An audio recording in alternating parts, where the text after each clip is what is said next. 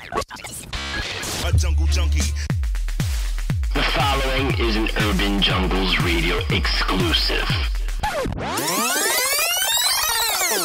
You know, what I actually said was I had tweeted saying, if one of my heroes, Steve Irwin, was alive, you can guarantee that Swamp People would not be on television. I mean, he fought and championed for people to try and understand crocodilians a little bit better, and then we got brought back into the dark ages by the Swamp People show. Now, to just put that into context, I understand that these people do a job. I understand that these people do a job that is needed in that part of the world due to the fact that humans have moved into the place that crocodiles call home. Not the other way around. You know, right.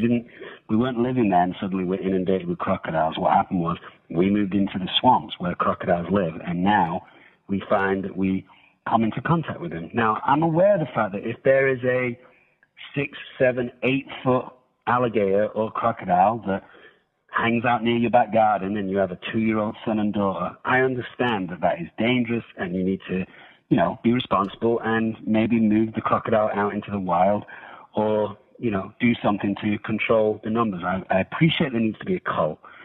What I have a deep issue with is turning that into entertainment. I mean, I eat chicken. I don't want to see chickens being slaughtered on a TV show. I sometimes eat beef. I'm not interested in watching cows being butchered. I appreciate there's a slight hypocrisy to that, but what I do take exception to is this idea that, hey, come along for a jolly cool ride with these fun, colorful characters who shoot alligators in the head for entertainment. Like, you got to do that for your job?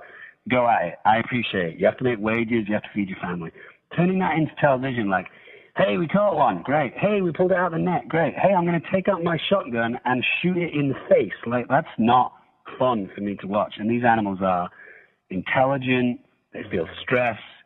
They, obviously feel pain. And I just don't appreciate it.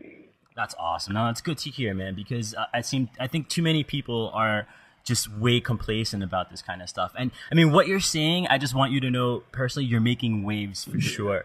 And I can show you that because it just so happens that Steve Irwin's father, Bob Irwin, is a close personal friend of ours, and he's on our show frequently. And he's also a fan of yours, and he heard what you said. And he heard you were going to come on our show, and he just wanted to leave you a quick message. So if you don't mind, I'm just going to play it for you real quick. Oh, that's great. Okay, hold on. Hi there to all my good friends at Urban Jungle Radio, Danny, Andy, and all those wonderful supporters out there. I just got some disturbing news from Colin about these swamp men, I think they're called, going out killing alligators. And, it seems like there's absolutely no end to it. The destruction and the slaughter just continues. But the one good thing is the chap called Dominic has lent support, and thanks for that, Dominic. That's a big plus. We need all the help we can get to stop this slaughter, and it seems to be occurring all over the world. And it's people like Dominic and Danny and Colin and all these guys that are getting stuck into these creeks. They are absolute creeps, these people. They just don't seem to have anything better to do. To make a living out of some disgusting thing like that just makes me feel sick. And so, I just want to thank Urban Jungle Radio because they do a magnificent job.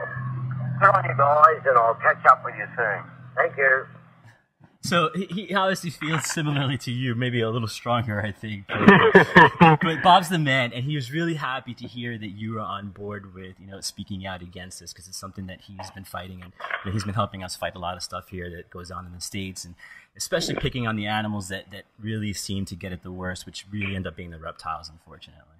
Yeah, it is. They're a misunderstood group of animals, and Bob is obviously a great man. I mean, you see the work that he and his late son was able to achieve. And, if you know anything about Steve Irwin, he constantly talks about his dad being his hero and his dad being his influence. And obviously his dad is a huge champion of animals and someone with fantastic conservation ideas and you know, very, very mature beliefs about how we should or shouldn't be behaving. And I think he was obviously extremely influential on Steve when he was a young boy and created, you know, one of our great modern day nature warriors, you know, and he revolutionized, I think, the way that we felt about crocodiles and the way that we felt about those misunderstood animals. And, you know, the fact that he's sadly departed was, I would think, probably the major reason why I really moved forward with making my show Wild Things. I mean, I was devastated when he died, just devastated for months. I couldn't deal with how someone with such fantastic energy and such positive kind of thoughts could have been taken away, you know, in the prime of his life. And it was that feeling of frustration and loss and space in that genre that made me think, well, you've always been talking about making this nature show, and what more could you need now than the gap that has been left by Steve Irwin? It was almost like a call to arms, you know. Mm-hmm. Yeah. We need a champion, man. Come on, we're rooting for you. Get out there, show the world. Yeah, for sure. Speaking of which, are you familiar with rattlesnake roundups? Yeah, I know rattlesnake roundups. I know how they work. Yeah, I mean, I've seen shows about them and I've heard all about them. Yeah, I was just curious as to what your opinion was on, you know, what you know about them. We've been fighting them here a long time. I actually ended up traveling to Sweetwater, Texas earlier in the year, and before I was even able to attend anything, the local police had served me with a bunch of papers basically saying that I would be arrested on site if I showed up to anything. So, I mean, they, you know, are trying really hard to hide what goes on there. We are trying really hard to expose what it is out there. I mean, from what you know, can you just give us an opinion?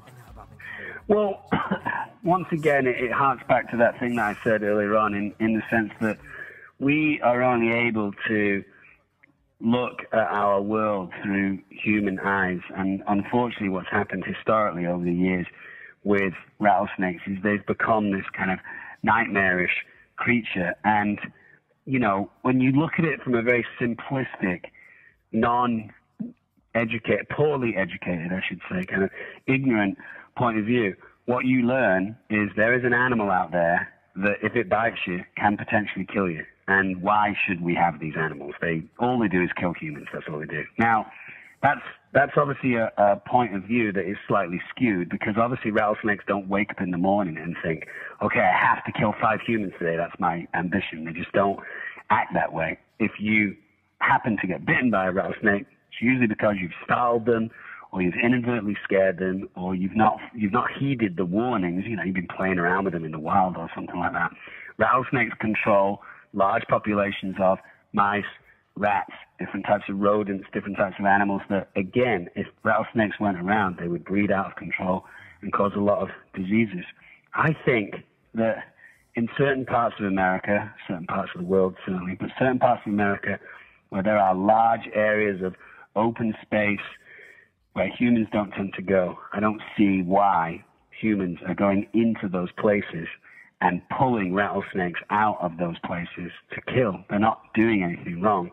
Now, if you were to find a rattlesnake, let's say, in a school or in a shop or in a grocery store, it makes sense for you to take it out of that place and put it back in the wild. I don't think you necessarily need to kill it because it's not doing anything wrong. But the rattlesnake roundup is almost the sick glorification and the hero worship of these people that, you know, very demonstratively go into these places, pick up rocks, throw rattlesnakes into bags, and then gain a lot of, pats on the back because they're seen to be these brave men that, you know, have conquered these wild beasts. But those wild beasts would be perfectly fine if just left alone. You know, you have to have a certain amount of responsibility over things. I mean, if you start a rattlesnake roundup, then I guess some element of common sense would say, well, let's do a